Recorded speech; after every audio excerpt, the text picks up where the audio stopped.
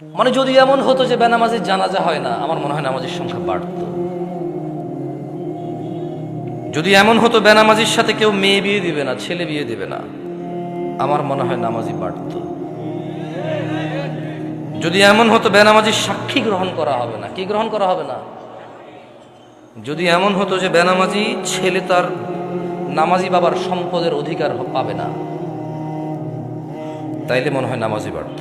এগুলো আমি বলিনি, এগুলো মুহাম্মদ সাল্লাল্লাহু আলাইহি সাল্লাম বলছে। বেনামাজি বেওয়ারিশ থাকে, কারো ওয়ারাসাত পায় না। বেনামাজি কি পায় না? নামাজির ওয়ারাসাত পায় না, পৈতৃক সম্পত্তি পায় না। যে ছেলে নামাজ পড়ে না তার বাপের সে পৈতৃক সম্পত্তি পায় না, ইসলামে সে পায় না। সে মারা গেলে তার জানাজার নামাজ হয় না।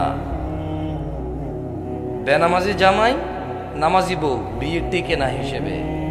বাইনাল আবদি ওয়া বাইনাশ শিরকি ওয়াল কুফর তারকুস সালাহ। বান্দা শিরিক আর কুফরের মধ্যে পার্থক্য হচ্ছে নামাজ ত্যাগ করা। তো বেনামাজি নামাজি যদি বউ জামাই হয়, টিকবে না তো, থাকবে না এই সংসার। খুব সিম্পল লজিক। আপনি যেদিন হাদিসকে এভাবে দেখবেন, ওই দিন আপনি মানুষ হতে পারবেন। আদারওয়াইজ ওয়াজ শুনতে পারবেন, জুমায় যেতে পারবেন, খুতবা শুনতে পারবেন, কিচ্ছু হবে না। আর আমার মতো লোকজন নিয়ে এসে, আমার থেকে উন্নত লোকজন নিয়ে এসে কতক্ষণ নিজের এলাকার সুনাম করতে পারবেন। প্যান্ডেলে জায়গা হয় নাই রে, বিশাল বড় প্যান্ডেল, মানুষ আর মানুষ, হুজুর কাঁপায়া দিছে, ফাটায় দিছে। হ্যাঁ, এগুলো পারবে না, কিচ্ছু পারবে না। ঠিক কিনা? এই ঠিক কিনা?